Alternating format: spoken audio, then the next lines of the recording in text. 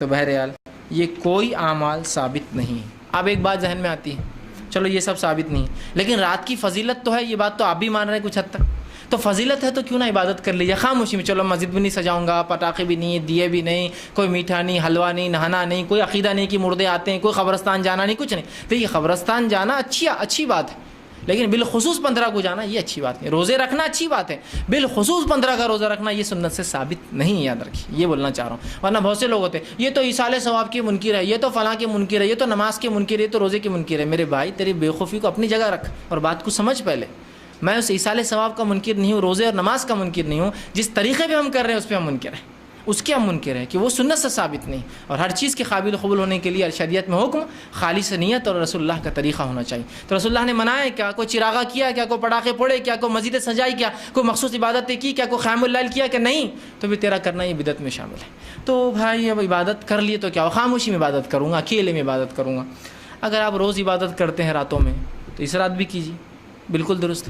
لیکن اگر روز نہیں کرتے ہیں تو اس کی حکم نہیں، اس کی اجازت نہیں دی جائیں گے، اس لیے کہ نبی اکرم صلی اللہ علیہ وسلم ہمارے لیے بہترین نمونہ ہے، اور رسول اکرم صلی اللہ علیہ وسلم کے بعد صحابہ ہمارے لیے نمونہ ہے.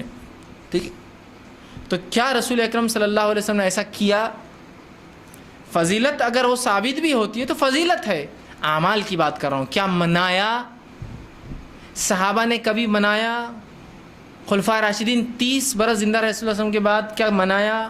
آخری صحابی کا انتقال 110 ہجری میں ہوا، 100 سال میں منائی گئی کوئی ایک رات جس کو یہ لکھا گیا ہو روایتوں میں، آثار میں، تاریخ میں کہ یہ 15 شعبان تھی، صحابہ جاگ رہے تھے، نمازیں پڑھ رہے تھے، اکیلے میں عبادتوں کا اہتمام کر رہے تھے، چونکہ اپنے نبی کو انہوں نے یہ کرتے پایا تھا؟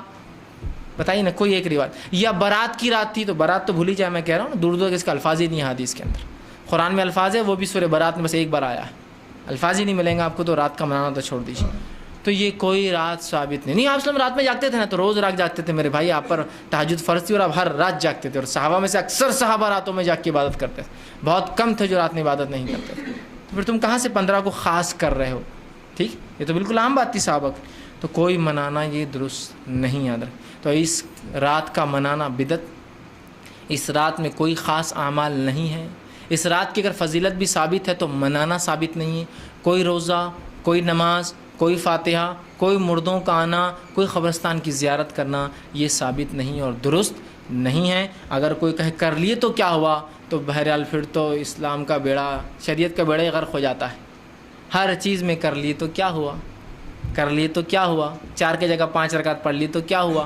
تسبیح آپ نے 33 بار بتائی نا سورہ، وہ جو تسبیح فاطمہ ہے 33 کے بدلے 66 بار پڑھ لیں گے، کیا ہوا؟ ڈبل تو پڑھے نا، کتنا ثواب ملے گا.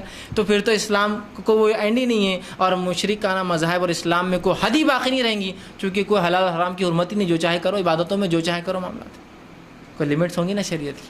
تو ہوا یہ کہ تم نے ایک ایسی بات کا دعویٰ کیا جو نعوذ باللہ تم دعویٰ کرو نبی کو بھی نہیں پتہ تھی اور صحابہ کو بھی نہیں، تجھے پتہ چلی اب آ کر.